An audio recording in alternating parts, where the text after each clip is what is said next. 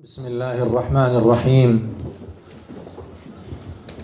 الحمد لله رب العالمين، والصلاة والسلام على أشرف الأنبياء وسيد المرسلين، نبينا وحبيبنا محمد صلى الله عليه وعلى آله وصحبه ومن سار على نهجه إلى يوم الدين. رب اشرح لي صدري ويسر لي أمري واحلل عقدة من لساني يفقه قولي. اللهم علمنا بما ينفعنا وانفعنا بما علمتنا وزدنا علما. أما بعد، السلام عليكم ورحمة الله وبركاته.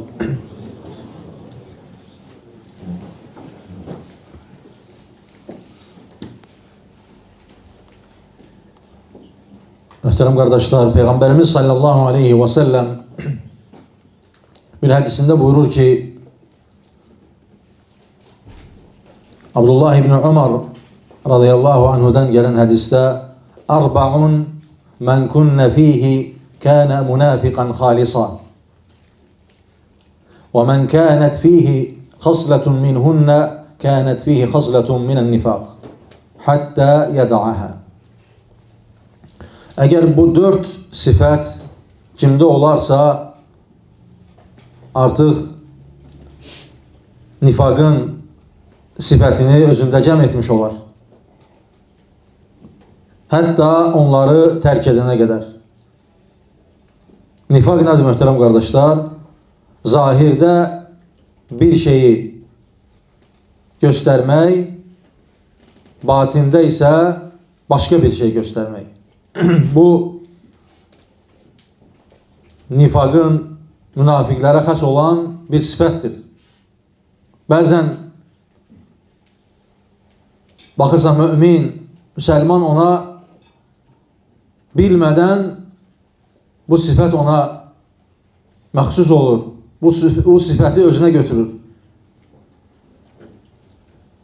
Bazen dikkat etmeden, bazen bilmeden, bazen de səhlənkarlıqdan. Birincisi, İzâ haddəfə kəzəb. Danıştığı zaman yalan danışır. Bu çok mühim bir məqamdır ki, insan bunun nifaqa apardığını ve nifaq olduğunu çoxu dəfə dərk etmir. Ve bazen özüne bunu yüngül sayır. Ve bilməliyik ki, bu dört sifat eğer bir müminde, bir insanda varsa artık o insan o sifatları terk etmelidir. Necə ki buyurulur, hatta yeda'aha. Terk edene kadar onda o sifat, nifak sifati onda kalmış olur. Birincisi, İzâ haddəfə kəzəb. Danıştığı zaman yalan danışar. Bildiğimiz gibi Peygamberimiz sallallahu aleyhi ve sellem başka hadislerinde buyurur ki, olabilir ki mümin, Müslüman hansısa günahı birden etsin, ayağı sürüşsün, müəyyən sıkıntılar olsun, müəyyən məqamlarda hansısa bir günahı etmiş olsun. Ancak ne buyurur Peygamberimiz sallallahu aleyhi ve sellem? Yalan sıfatı istisnadır. Mümin her hansısa bir günahı birden edebilir, tabii ki etmemelidir. Ancak Peygamberimiz sallallahu aleyhi ve sellem buyurur ki, yalanı hiç vaxt edebilmez. Çünkü mümine, Müslümana en uzak olan bir sıfattır. Ve birçok insanlar, birçok müminler bakırsan bu sıfata adi bakır. Yüngül bakır. Görürsen ticarette olsun, görürsen hayatta olsun, bazen görürsen sıkıntıya düştüğü məqamda ondan keçə bilmir. Düşünür ki sonra qayıdıb onu düzəldərəm. Ancaq insan düşünsə ki, o nifaqın münafiqlərə xas olan bir sifətdir və heç zaman ona cürət eləməz. Təbii ki, ola bilər insan unudaraq nəsə desin, unudaraq onu etsin, onu desin, dediyinin əksini. Ancaq onu dərk eləyirsə, bilirsə, bu sifəti özündən yığışdırmalıdır. Və çalışmalıdır ki, bu sifəti özündən uzaq etsin.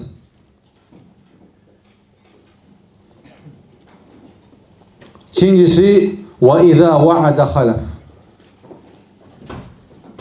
Əgər vəd verərsə, ona xilaf çıxar. Bu da nifaqın ikinci xislətidir. Əgər bir mümində, bir müsəlmanda bu sifət varsa, artıq bu da həmçinin nifaqa gedir. Aleykümselam. İzə va'ada axləf.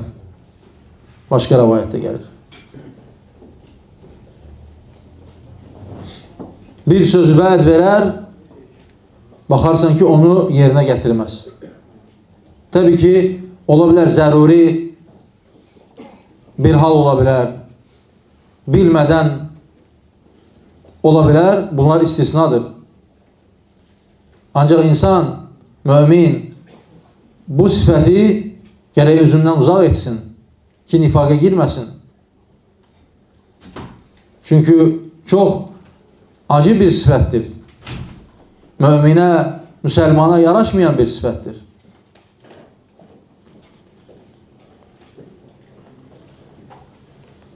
Sonra hədisdə gəlir ki, وَإِذَا خَاصَمَ فَجَرْ. Kimlənsə xüsuməti olarsa, mübahisə edərsə, pis söz danışar. Ona söyüş və baxırsan kobud, xoşa gəlməz sözlər işlədər. Və hər bir insanın həyatında olur ki, müəyyən vaxtlarda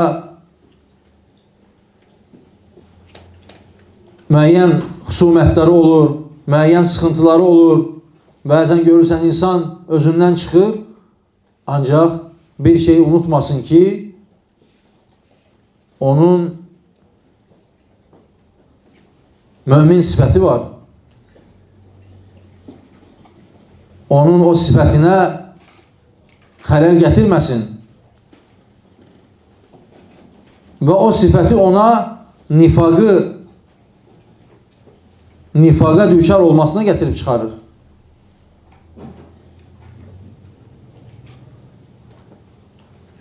Hətta əsəbləşsə belə, qəzəblənsə belə, bu sifətə özünü layiq bilməməlidir insan. Peyğəmbərimiz sallallahu aleyhi və səlləmə soruşulduqda ki, ey Allahın Rəsulü sallallahu aleyhi və səlləm, bizlərə elə bir tövsiyə et ki, sahabə soruşur ki, bizlərə elə bir tövsiyə et ki, heç zaman sıxıntımız, çətinliyimiz olmasın, dinimizi gözəl yaşayaq. Peyğəmbərimiz sallallahu aleyhi və səlləm buyurur ki, la təğzab, qəzəblənmə. Çünki hər şey qəzəbdən başlayır. Xüsumətlər də, insanın ağzından çıxan pis sözlər də, xoşa gəlməz sözlər hamısı qəzəbdən başlayır, möhtərəm qardaşlar. Və sonra sahabə soruşur ki, bizlərə yenə başqa tövsiyə et. Və Peyğəmbərimiz sallallahu aleyhi və səlləm buyurur ki, la təğzab, qəzəblənmə. Və sonra yenə soruşur ki, ey Allahın Rəsulü sallallahu aleyhi və səlləm, bizlərə yenə başqa tövsiyə et. Dedikdə Peyğəmbərimiz sallallahu aleyhi və səlləm yenə buyurur ki, qəzəblənmə.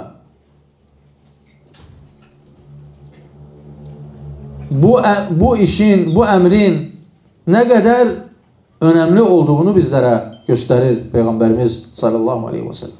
Çünki bütün xusumətlər, bütün bəlalar, bütün sıxıntılar qəzəbdən qaynaqlanır. Möhtərəm qardaşlar. Bəzən olur ki, bir anlıq qəzəb insanı ömrünü məhv edir. Bir anlıq qəzəb bəzən insanı 10 illərlə həbsdə qalmasına səbəb olur. Bəzən bir qəzəb bir ailənin dağılmasına səbəb olur. İki qardaşın düşmən olmasına səbəb olur. Çünki insan qəzəbli olduğu zaman artıq şeytan onu alovlandırır. Çünki fürsətdir. O fürsətdən istifadə edərək o odu alovlandırır. Ona görə möhtərəm qardaşlar, öz aramızda və ümumən həyatda insan ailəsində, həyatda yaşadığı zaman bu sifəti hər zaman özündən uzaq tutmalıdır. Və səbir hər bir çətinliyin başında olur.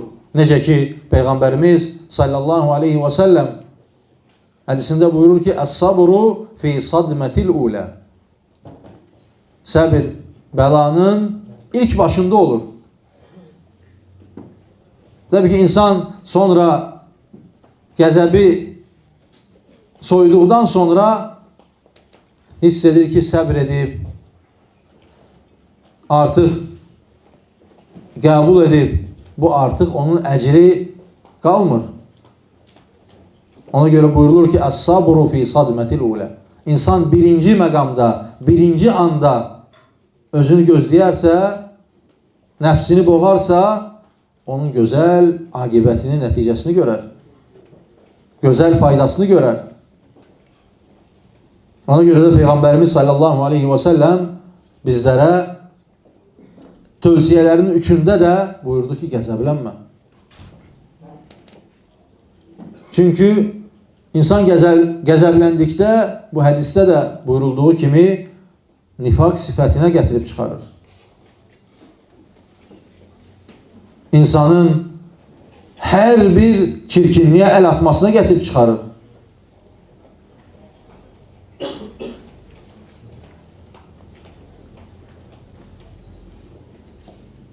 Sonra başqa bir hədisdə Peyğəmbərimiz sallallahu aleyhi və səlləm buyurur ki, Thələthun mən kunnə fihi fəhuvə münafiqun və in sallə və samə və zəəmə ənəhu mümin. 3 sifət var ki, o müminə nifaqa düşməsinə səbəb olur. Hətta zənn etsə ki, müminəm, namaz qılıram, oruç tuturam, ancaq o sifətləri özündə cəm etsə, artıq nifaqın sifətlərindən birini özündə cəm etmiş olar. Və qıldığı namazın savabı, əhəmiyyəti, tutduğu orucun savabı, əhəmiyyəti azalar. Və xüsusən də qarşıdan gözəl, mübarək Ramazan ayı gəlir. Və oruç tutduğumuz zaman bu sifətləri özümüzdən uzaq tutmalıyıq. Ki, o orucun faydasını görəyik.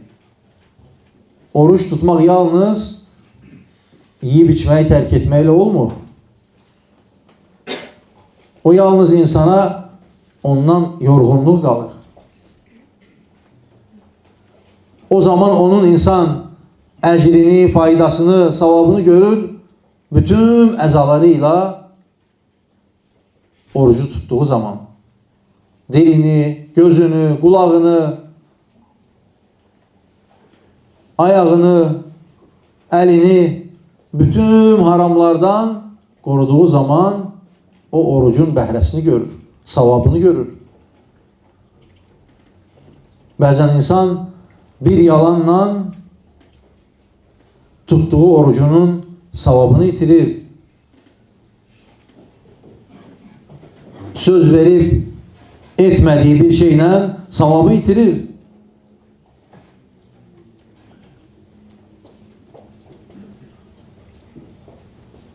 Bu hadiste de həmçinin 3 dənə sifət sayılır. İzə haddəfə kəzəb. Danıştığı zaman yalan danışır. O demək deyil ki, möhtərəm qardaşlar, insan bütün günü yalan danışsın. Təbii ki, o artıq o miskin insandır ki, bütün həyatını yalan danışsın. İnsan, mümin, çok yalan danışan mümin insan, müsəlman artıq o sifəti özündə cəm etmiş olur. Xüsusən də çətin məqamlarda. Çünkü insan rahat halında, normal halında tabii ki ona hiçbir çətinliği yoktur. Yalan danışsın diye. Ancak baxırsan ki, sıxıntı anında, ticarette müəyyən öz nəfsi arzularını yerinə gətirmək məqamında görürsən, o nifak sifəti üzə çıxır insanda. Ona göre buyurulur ki, ağır sifətdir. İnsana nifak sifətinin yapışmasına, ona toxunmasına gətirib çıxarır. Ve başka bir hadiste Peygamberimiz sallallahu aleyhi ve sellem buyurur ki, o kadar yalan danışar ki, bazı insanlarda olduğu kimi o kadar yalan danışar ki, Allah katında kəzzəb, yalancı diye yazılar. Artık onun ne beraati olabilir ki? Allah katında bir insan yalancı diye yazılarsa, vay o insanın halına. Allah korusun.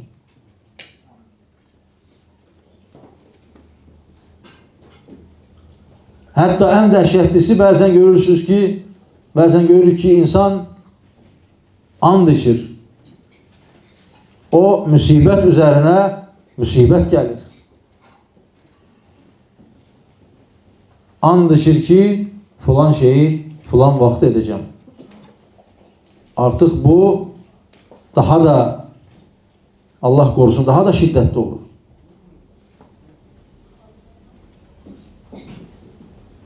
Ve umumen and içmeyi tabii ki insan çalışmalıdır ki az etsin. Xüsusən nəfsi istekleri zamanı, hansısa bir nəfsi arzularını yerine getirdiği zaman görürsən insan Allah'a and içmeyi baş planda, baş yerde koyur ki o işi yerine gelsin. Bu hele doğru olduğu zaman, eğer yalandırsa o artık musibettir. Düşünək ki, bir hadisəni Osman İbn Affan radıyallahu anhunun güzel ibrətli bir hadisesini hatırlayaq ki, Osman radıyallahu anhu bir gün Medine'ye onun kervanı gelir, ticaret dolu kervanı gelir ve onun karşısını kesip o malları elinden almak istiyorlar.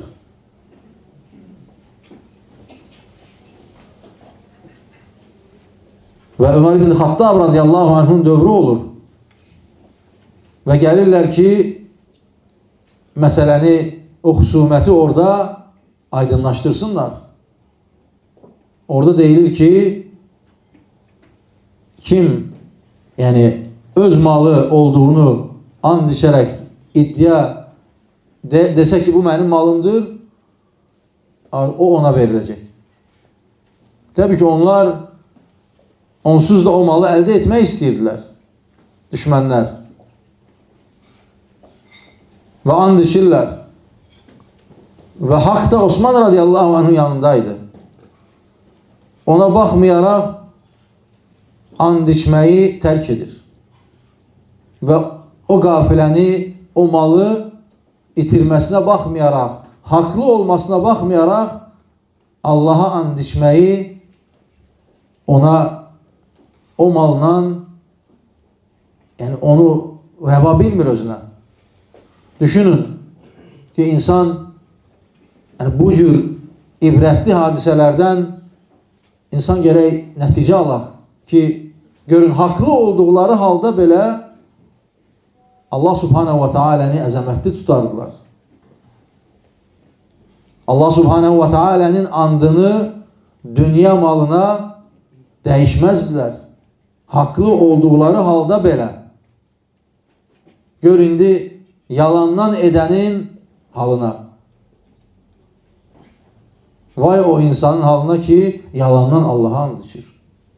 Ki o malı satılsın. O işi irəli getsin. O işte onun üçün nəticə olsun. O miskin insan düşünmür ki, o nəticə, o səni müvəffəq edən Allah'tır. Əgər Allah subhanahu wa ta'ala sənə o işində xeyir, bərəkət verməzsə, sən onun əlinə gəldiyini düşünərək allanarsan. Ola bilər ki, o yalan danışmağınla, and içməyinlə nəyisə əldə edə bilərsən. Ancaq düşünmə ki, onun xeyrini, bərəkətini görərsən. Çünki xeyri, bərəkəti əta edən, verən, ehsan edən Rəbbimizdir.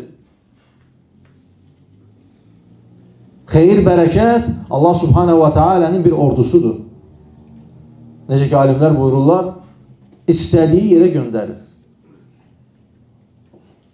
Haranı bərəkətli etmək istəyir, ora göndərir. Ona görə İbn Qayyim rahimehullah buyurur ki, leysel el-malu bikəthratihi və lel-umru bituli zamanihi və a'vamihi.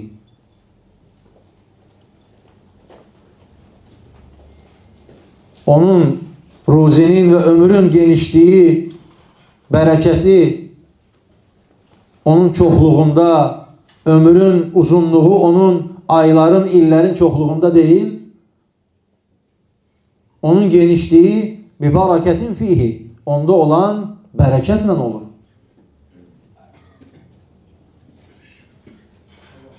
Əgər o işdə bərəkət yoxdursa, yalan varsa, nifaq varsa, bilin ki, mütləq o iş bir gün xüsrana uğrayacaq, möhtərəm qardaşlar. Ola bilər bugün o allansın, bugün onun əlində nəsə görünsün, ancaq o iş heç zaman irəli gedə bilməz. O işdə xeyir, bərəkət ola bilməz.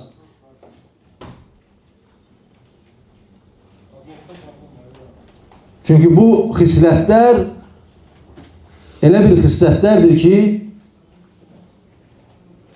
bir möminə o xislətlər yapışarsa onlar nifaqa çevirirlər. Müminin nifaqa düşməsinə gətirib çıxarar. Görün necə xoş olmayan pis sifətlərdir. Və izə tuminə xan, bir əmanət verilərsə ona xəyanət edər.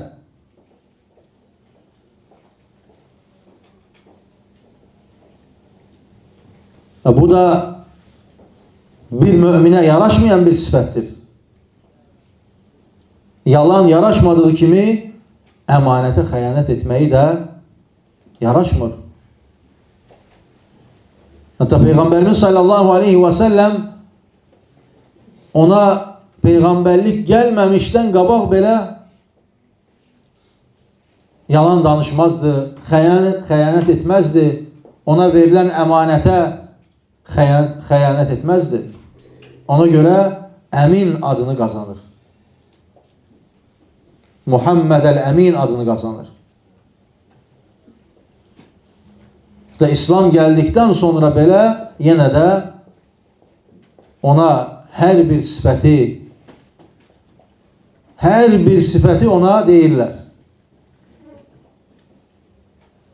Bütün sifətləri yalandan Peyğəmbər sallallahu aleyhi və səlləm sehirbaz da deyirlər, hər bir şey deyil, ancaq yalancı demirlər. Xəyanətkar demirlər. Çünki əmin olaraq tanınırdı Peyğəmbərimiz sallallahu aleyhi və səlləm.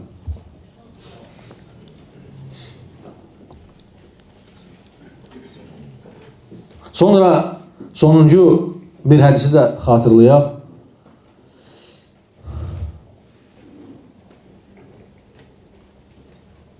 İbn Umar'dan gəlir ki, buyurur ki, İnna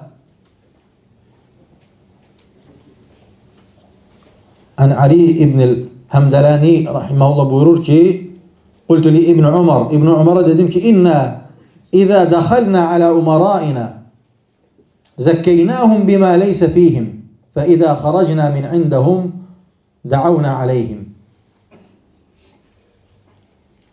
Deyir ki, bizlərdən bəzilərimiz əmir sahiblərinin yanına girdikdə onları mədh edərdik, tərifləyərdik. Ancaq onların yanından uzaqlaşdığımız zaman onların əleyhinə danışardıq. Bu da müsəlmana, möminə yaraşmayan bir sifətdir. Sələfə yaraşmayan bir sifətdir. Xüsusən də insanlar arasında, hakimlər haqqında, əmir sahibləri haqqında xoşa gəlməz sözlər yaymaq, onlara qarşı nəyisə danışıb insanları coşturmaq. Halbuki onların qarşısına gedəndə baxırsan ki, insan zəlil kimi gedir. Qorxusundan. Ancaq müminin, sələfin, Peyğəmbərimiz sallallahu aleyhi və səlləmin yolunu gedən düzgün əqidə sahibi, əxlaq sahibi hər zaman onların zahirən və batinən, zahirdə də, arxada da onların hörmətini hər zaman saxlayır. Çünki bu cür sifətlər, möhtərəm qardaşlar, yəni sələfə yaraşan sifət deyil. Çünki Əhl-i Sünnənin etiqadının əsaslarındandır ki, hakimlərə tabi olmaq və onlara qarşı insanlar arasında qəzəb yaratmamaq. Bu sələfə xas olmayan bir sifətlərdir. Peyğəmbərimiz sallallahu aleyhi və səlləmin yoluna müxalif olan bir sifətdir ki, insanlar otursunlar və hakimləri, əmir sahiblərini haqqında pis danışsınlar və beləliklə də insanların gözlərindən onları salsınlar. Və necə ki, hədislərdə də gəlir ki, bu nifaq sifətidir. Və bu Peyğəmbərimiz sallallahu aleyhi və səlləmin yolu deyil. Hətta onların eyibləri olsa belə, onları insanlar arasında yaymaq, onu danışmaq, onu müzakirə etmək müsəlmana yaraşmaz, möminə yaraşmaz. Və insanlar arasında nifaq yaratmaq və belə bir qığılcımlar, belə bir şeylər böyük fəsadlara gətirib çıxarır. Allah qorusun. Ona görə Əhl-i Sünnənin etiqadındandır ki, sələfin etiqadındandır ki, bu şeylərdən uzaq olsun ki, çünki bunların sonu əmir sahiblərinə qarşı çıxmağa gətirir. Bu da Peyğəmbərimiz sallallahu aleyhi və səlləmin yoluna ziddir. Sələfin, sahabələrin yoluna zidd olan bir əməldir. Əgər zahirən nə düşünürsənsə onlar haqqında, daxilən də onu düşünməlisən. Əgər xeyir istəyirsənsə dua et. Allahdan onlar üçün bağışlanma istə, doğru yola yönəlmələrini istə. Ona görə bu cür sifətlərdən, möhtərəm qardaşlar, nəfsimizi qorumalıyıq və ətrafımızı qorumalıyıq ki, bu cür şeylər bizim əmin amanlığımızı pozur, möhtərəm qardaşlar. Hansı ki, o misilsiz bir neymətdir. Onun qədrini insan nə zaman bilir? O insanın əlindən getdikdən sonra. O neyməti məhrum olan bilir. Ona görə bəzən görürsən insanlar danışır, hər zaman çalışın ki, o məsələni hər zaman insanlara tövsiyə edin ki, bu düzgün yol deyil. Əgər xeyir istəyirsənsə dua et.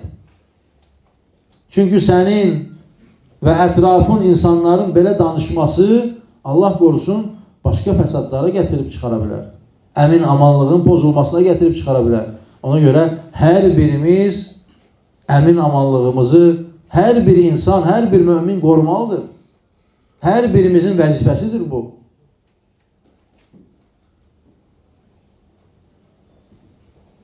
Və bilməliyik ki, bu bizim etiqadımızdır. Peyğəmbərimizin sallallahu aleyhi və səlləmin yoludur. Tabi olmaq və xoşa gəlməz sözləri insanlar arasında yaymamaq və hər bir müminin də, hər bir müsəlmanın da yaşadığı diyar onun üçün vətəndir, onu qorumalıdır. Onun qorunması hər birimizin üzərinə düşür. Yəni, səbəb olaraq.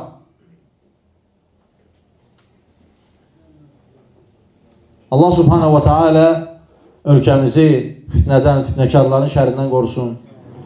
Allah subhanahu wa ta'ala əmin amanlığımızı daim etsin. Allah subhanahu wa ta'ala millətimizə hidayət versin. Allah subhanahu wa ta'ala hər birimizi doğru dini üzərində sabit etsin. Və sallallahu və səlləm alə nəbiyyina və habibina Muhammed.